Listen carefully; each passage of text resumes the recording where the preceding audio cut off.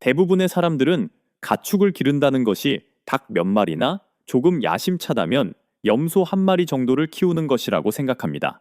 이웃이 겨우 무언가를 생산하는 동물들에게 먹이를 주느라 큰 돈을 쓰는 동안 여러분은 진정으로 자급자족하는 미니 농장을 가질 수 있습니다.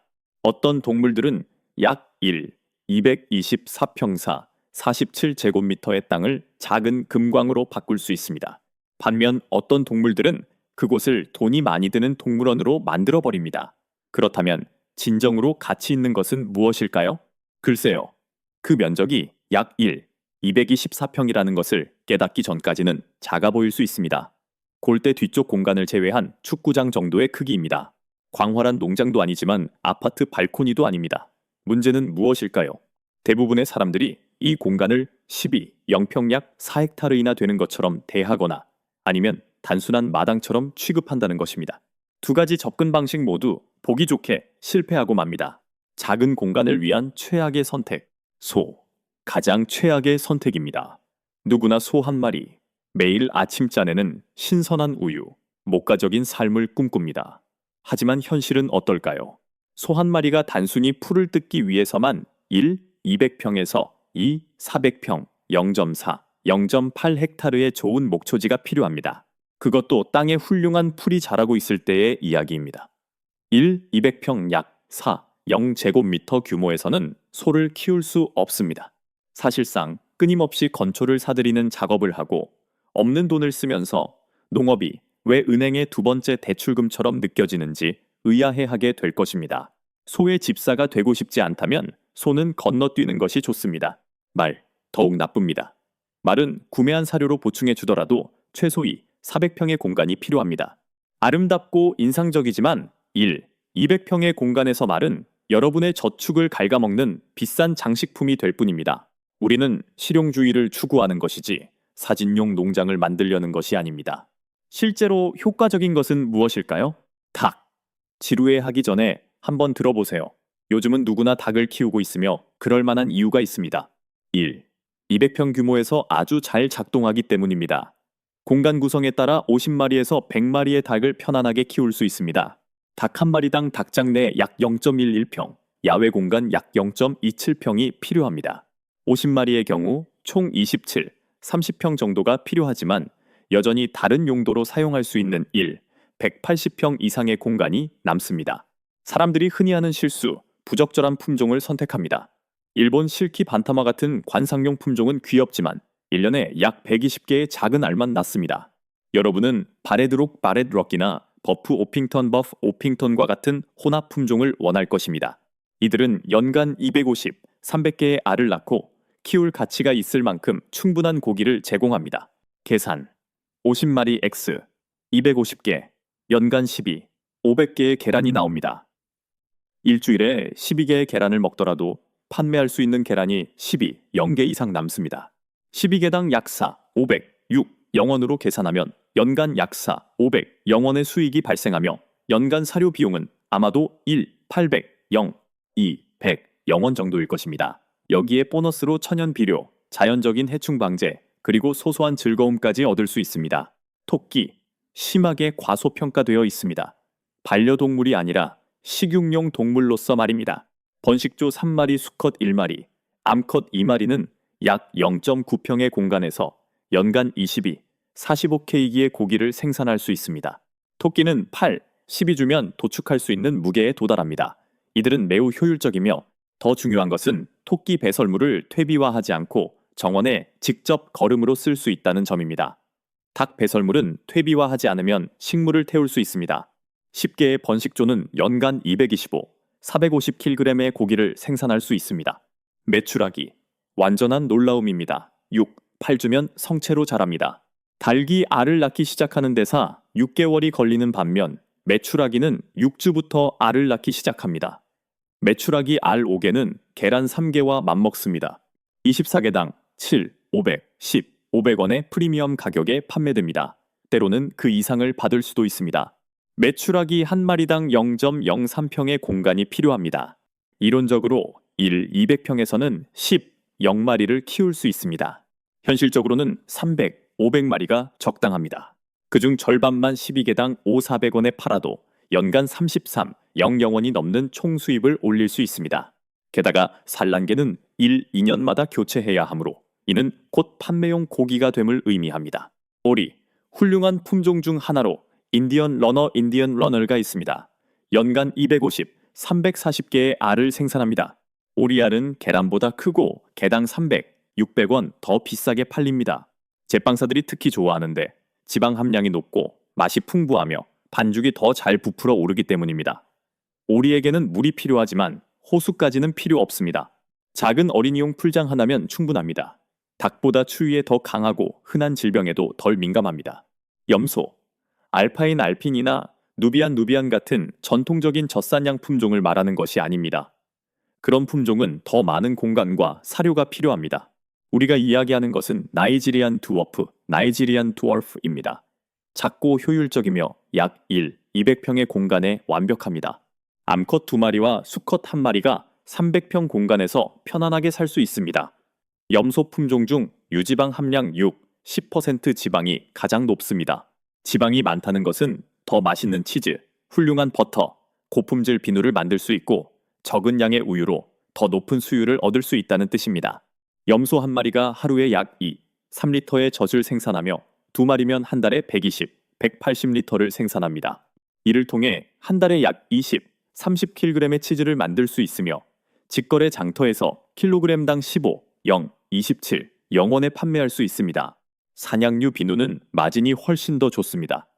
새끼 염소는 유전적 특성과 시장 상황에 따라 마리당 480,000원에 판매됩니다. 가장 큰 장점 중 하나는 염소는 전형적으로 풀을 뜯는 동물이 아니라 가시덤불, 잡초 및 원치 않는 식물들을 먹어치운다는 것입니다. 사실상 이들은 여러분에게 돈까지 벌어다주는 살아있는 예초기입니다. 돼지, 소규모 사육에 적합한 품종을 선택해야 합니다. 거대한 산업용 돼지가 아니라 기니 호그 귀니아 허그나 쿠네쿠네와 같은 전통 품종을 말하는 것입니다. 크기가 더 작고 온순하며 소규모 농장에 잘 적응합니다. 번식용 한 쌍은 약 300평의 공간이 필요합니다. 상업용 돼지와 달리 이들은 풀을 뜯어먹고 음식물 쓰레기, 정원 폐기물 또는 상점의 유통기한이 지난 식품 등을 먹을 수 있습니다. 암눈지 2마리는 연간 20마리의 새끼를 낳을 수 있습니다. 18개월이면 115kg의 도축 체중에 도달합니다. 산업용 돼지보다 성장 속도는 느리지만 농축 사료가 훨씬 덜 필요합니다. 사료 비용을 70%까지 줄일 수 있으며 목초지에서 자연적으로 기른 동물들로부터 연간 500원의 잠재적 수익을 낼 수 있습니다. 꿀벌. 서양 꿀벌은 반경 약 5km 범위에서 꿀을 채집하기 때문에 사실상 여러분의 땅 면적을 차지하지 않습니다. 200평의 땅은 그저 꿀벌들의 베이스 캠프일 뿐입니다. 10개의 벌통은 약 12평 정도의 공간만 차지합니다. 좋은 조건에서 벌통 하나당 연간 27kg의 꿀을 생산할 수 있습니다. 현지에서 생산된 생꿀은 킬로그램당 18,000원에 판매됩니다. 이는 비교적 저렴한 유지관리 비용으로 연간 800원의 수익을 의미합니다. 각 벌통은 연간 0.51kg의 밀랍도 생산합니다. 밀랍은 킬로그램당 24,000원에 팔리며 밀랍 제품 양초, 립밤, 고체 크림은 마진이 아주 뛰어납니다. 비결은 단 하나의 동물만 선택하는 것이 아닙니다. 서로를 보완해주는 종들을 결합하는 것이 진정한 비결입니다. 윤번 사육과 공간의 중복 활용 덕분에 사용되는 총면적은 200평 미만으로 유지됩니다. 잠재적인 총수입은 시장 상황, 참여도 및 구성에 따라 연간 24,000원에서 42,000원 사이입니다. 거의 아무도 말해주지 않는 현실, 동물들은 함께 일해야 한다는 것입니다. 닭의 배설물은 퇴비가 됩니다. 토끼의 배설물은 정원에 바로 거름으로 쓸 수 있습니다. 염소는 가시덤불을 치워 화재 위험을 줄여줍니다. 돼지는 작물을 심을 땅을 갈아엎고 파헤쳐 줍니다. 꿀벌은 모든 식물의 수분을 식혀줍니다. 이는 개별 동물에 관한 것이 아니라 각 요소가 서로를 지탱하는 시스템에 관한 것입니다. 닭은 곤충과 주방에서 남은 음식물을 먹습니다. 토끼는 건초와 소량의 펠릿 사료를 먹습니다. 염소는 잡초와 목본성 식물을 먹습니다. 돼지는 남은 음식, 유통기한이 지난 식품, 정원, 폐기물 등 거의 모든 것을 먹어치웁니다. 메추라기는 씨앗과 곤충을 먹습니다. 꿀벌은 어차피 심어야 할 꽃에서 꿀을 채집합니다. 모든 것을 올바르게 구성한다면 이 시스템에서 값비싼 상업용 사료가 필요한 부분은 아주 적습니다. 절대 하지 말아야 할 일, 매우 중요함. 단지 흥미롭다는 이유만으로 이국적인 동물을 사지 마세요. 라마나 공작새는 화려하지만 여러분의 청구서를 대신 내주지는 않습니다. 여러분의 땅에 있는 모든 동물은 식량, 섬유, 노동력, 수입 등의 목적을 가져야 하며 이상적으로는 여러 목적을 동시에 충족해야 합니다. 땅에 너무 많은 동물을 두지 마세요. 이론적으로는 수많은 동물을 밀어 넣을 수 있지만 그래야 한다는 뜻은 아닙니다. 닭부터 시작해서 시스템을 파악하고 그 다음 토끼, 염소를 추가하며 점진적으로 늘려가세요.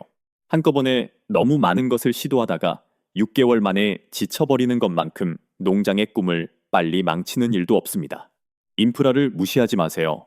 동물들에게는 튼튼한 축사, 안전한 울타리, 급수 시스템, 사료 보관 공간이 필요합니다. 이를 위한 예산을 세워야 합니다. 쉽게 망가지는 값싼 시스템은 처음부터 제대로 만든 시스템보다 결국 더 많은 비용을 치르게 합니다. 포식자를 무시하지 마세요. 여우, 족제비, 들개는 실존하는 위협입니다. 동물을 보호하지 않는다면 지역 야생 동물들에게 무료 뷔페를 제공하는 것과 다름없습니다. 가공 과정을 간과하지 마세요. 식육을 목적으로 동물을 사육한다면 그 동물을 도축하고 가공할 수 있어야 합니다. 합법적이고 올바르게 처리하는 방법을 배우거나 지역에 있는 공인된 도축장을 찾으세요. 이러한 비용도 계획에 포함시켜야 합니다. 가장 큰 실수, 사람들은 너무 작게 생각하거나 너무 크게 생각합니다. 너무 작게 생각하면 닭 3마리가 전부인 경우 결국 왜 수고할 가치가 없는지 의아해하게 됩니다. 너무 크게 생각하면 소, 말, 칠면조, 감당할 수 없는 노동과 비용에 허덕이게 됩니다. 최적의 지점은 전략적 다양성에 있습니다. 여러 종을 기르고 각각이 특정 틈새를 차지하며 가치 있는 무언가를 생산하고 관리 가능한 노동력과 공간만을 요구하도록 하는 것입니다. 그렇게 해야만 200평의 땅을 진정으로 생산적인 시스템으로 바꿀 수 있습니다. 시장과 법규. 시장이 중요합니다. 수입과 관련된 많은 수치를 언급했지만 이는 여러분이 생산한 것을 판매할 수 있다는 전제하에 나온 것입니다. 해당 지역을 조사해 보세요. 시장에서 계란이 잘 팔리나요? 토끼 고기에 대한 수요가 있습니까? 식당에서 메추라기를 구입할까요? 이웃들이 사냥류 비누를 살 의향이 있을까요? 지역에서 생산된 꿀을 찾는 사람들이 있나요? 팔 수 없다면 기르지 마세요. 법규 확인. 한국에서는 도시지역, 비도시지역, 주거지역 여부, 수의 위생 허가 및 사육 두수 제한 등에 따라 규정이 다릅니다. 첫 병아리를 사기 전에 반드시 현지 규정을 확인하세요. 가장 좋은 동물은 무엇일까요? 정답은 하나가 아닙니다. 여러분의 목표, 시간, 기술, 그리고 지역 시장에 딱 맞는 최적의 조합이 가장 좋은 것입니다. 효율성과 실용성을 기준으로 순위를 매긴다면 다음과 같습니다. 닭. 시작하기 쉽고 안정적인 시장이 형성되어 있으며 수율이 좋습니다. 토끼. 좁은 공간에서 높은 생산량을 자랑합니다. 메추라기. 평당 잠재력이 가장 뛰어납니다. 염소. 젖을 통해 다양한 제품을 파생할 수 있습니다. 꿀벌. 반수동적 세미 패시브인 수입원이며 생태계 시스템에 도움을 줍니다. 전통 품종 돼지. 주기는 더 길지만 좋은 수익을 냅니다. 오리. 적절한 급수 시스템만 갖춰져 있다면 아주 훌륭합니다. 첫 번째부터 시작해서 경험과 인프라를 쌓아가며 목록의 아래쪽으로 점차 넓혀가세요. 이 모든 것을 관리할 수 있게 되면 그 200평의 땅은 더 이상 단순한 마당이 아니라 계란, 고기, 우유, 꿀, 그리고 돈을 생산하는 진정한 마이크로 농장이 됩니다. 다른 사람들이 여전히 소 2마리에게 먹이를 주며 농업에 왜 이리 돈이 많이 드는지 의아해할 때 여러분은 실제로 잘 돌아가는 다각화된 농장을 운영하게 되는 것입니다. 7가지 종과 무한한 가능성, 이제 여러분의 차례입니다. 이 동물들 중 하나라도 시도해보고 싶거나 과거에 키워본 적이 있다면 댓글로 알려주세요.